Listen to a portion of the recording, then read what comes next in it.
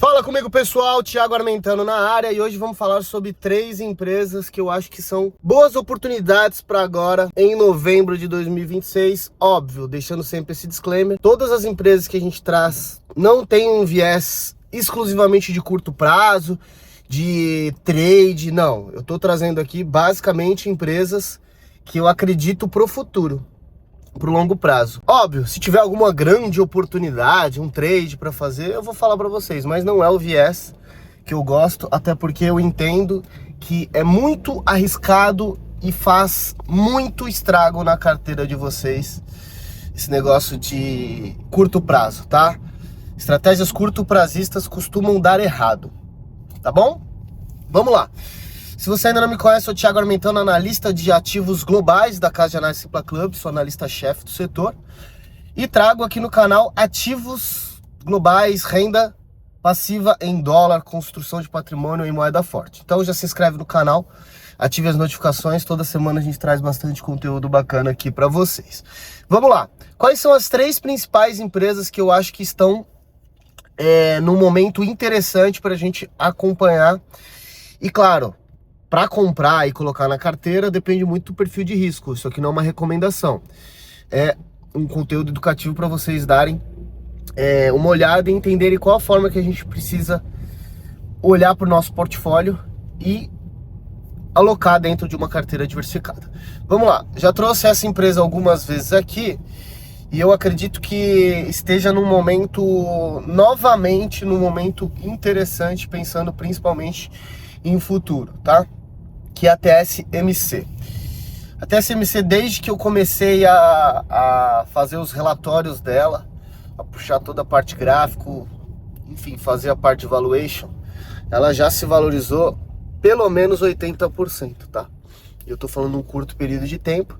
Uma das principais dificuldades da empresa de destravar valor, quando comparada, lógico, a outras empresas de IA, era em relação a parte de geopolítica, parte geográfica, onde ela está localizada perto do mar do sul da China, e o conflito geopolítico, principalmente econômico / geopolítico, ele sempre pesou muito para o investidor.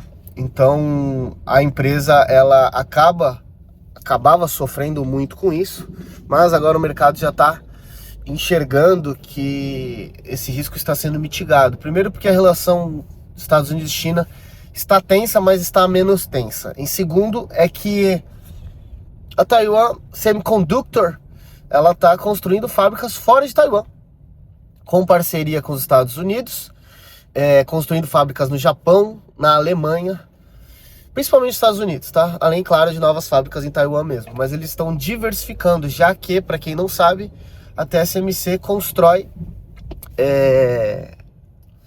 praticamente 90% dos chips ultra tecnológicos que a gente tem no mundo. Então, dentro de uma perspectiva de futuro, os chips de 3, 2 nanômetros serão dominados por ela. Então, eu acho muito difícil outra empresa tirar o posto da TSMC, principalmente aí nos próximos anos, já que precisa de muita tecnologia, tem a propriedade intelectual, não é algo fácil de se copiar, apesar da China estar tentando desenvolver, e tem uma mão de obra muito especializada. Então a China talvez seja o principal motor de crescimento fora dos Estados Unidos relacionados à tecnologia de IA, mas eu enxergo a TSMC como a principal produtora do mundo. E óbvio, pessoal, a gente precisa sempre entender que numa carteira de investimentos você não pode correr o risco da ruína, como fala Taleb lá no seu livro Antifrágil. A gente nunca pode correr o risco da ruína, a gente tem que ter uma relação risco-retorno positiva para nós. Então, de alguma forma, a gente não pode se expor 100% num ativo. Beleza? Essa foi a nossa primeira empresa. A segunda grande empresa que eu acho interessante para a gente ter na carteira nesse mês, ela sai um pouco do escopo, que é a Johnson & Johnson. Sai um pouco do escopo de inteligência artificial, óbvio. A Johnson & Johnson está num momento interessante, porque eu acredito que ela, depois principalmente de fazer a divisão ali do seu setor de consumo, ela especializou, ela deixou focada a empresa toda em dispositivos médicos e na parte farmacêutica, desenvolvimento de produtos farmacêuticos. E depois disso, a empresa, óbvio, quando você faz uma cisão, você perde receita, você naturalmente perde uma parte do seu valor de mercado. Mas depois da cisão, a empresa ela conseguiu dar uma guinada, já está entregando resultados crescentes nos trimestres próximos do que ela tinha antes da cisão. Então, é uma empresa que está entre as que crescem dividendos crescentes aí há décadas. Inclusive está no seleto hall das Dividend Kings. Então é uma empresa que eu acredito que ela tem hoje um momento bom, tá com valuation atrativo. E óbvio que a parte de patente, dentro dos produtos que ela tem desenvolvido, né, pesquisa e desenvolvimento nesse tipo de empresa, nesse modelo de negócio é muito importante. Ela tem algumas patentes que vão segurar. Ela vai conseguir segurar aí pelo menos mais 10 anos. Então eu vejo a Johnson & Johnson num momento interessante e com uma previsibilidade de receita legal. E claro, quem gosta de dividendos, ela tem crescido os seus dividendos de maneira constante aí. Óbvio, a gente não compra uma empresa americana pelo dividend yield, tá? É uma estrutura totalmente diferente. Até porque a empresa ela faz recompra de ações, aí a sua participação na empresa aumenta. Então a gente tem alguns fatores que a gente leva em consideração. É até melhor a gente olhar o total yield, que leva em consideração a recompra e os dividendos distribuídos.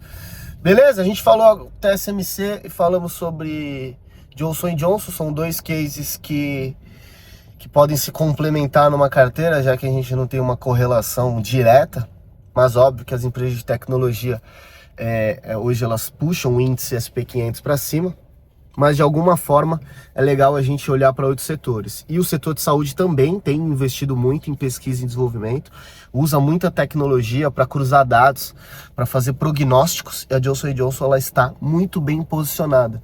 Posso que muitos de vocês conhecem a empresa de uma outra forma, mas ela tem esses segmentos que são bem importantes. E para a gente fechar, a terceira empresa que eu acredito agora para novembro da nossa lista é a Alphabet. Já trouxe algumas outras vezes aqui. Vocês devem até achar que às vezes é repetitivo, mas é porque, cara, quando a gente vê uma empresa entregando muito resultado, o último resultado saiu agora, né? O último resultado trimestral. Cara, a parte de cloud crescendo, cada vez mais eficiente. Parte de receitas de anúncios está crescendo também, tanto na parte do Google Search quanto na parte de YouTube, os anúncios do YouTube. Subscriptions no YouTube está entregando crescimento e está cada vez fazendo mais peso dentro das receitas. Apesar dos anúncios estarem crescendo, eles são cada vez menos relevantes. A parte de cloud do YouTube, a parte de cloud do Google, ela tem sido o principal vetor de crescimento e ganho de eficiência, tem sido crescente também no segmento, já que ele há um tempo atrás ainda dava prejuízo. Então eu acredito muito na Alphabet. Existem, lógico, alguns riscos envolvidos, mas a parte de... eu acho que a parte que a empresa tem de positivo supera os riscos. E hoje o preço sobre lucro que a empresa está sendo negociada, e quando a gente projeta valuation, a Google ela precisa de um capex perto de uma indústria irrisória, né? E gera muito caixa, tem muito caixa também, recursos de curto prazo, apesar dos investimentos massivos em AI. Mas o momento é muito oportuno para mim. A empresa já está sendo avaliada aí na casa dos trilhões de dólares, mas ainda tem muito espaço para crescimento.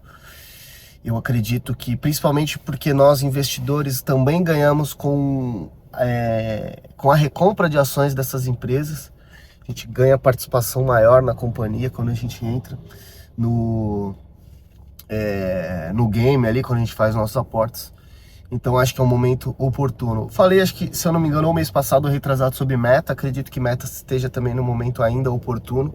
A parte de Reality Labs está crescendo também.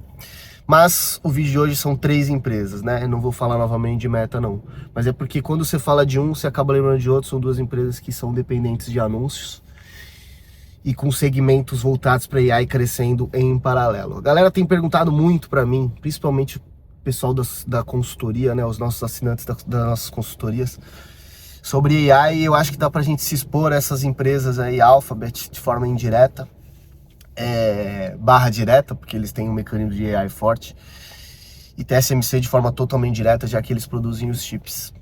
Beleza, pessoal? São essas as 3 empresas. Acabei falando um pouquinho sobre cases que eu acredito que se complementam, tá?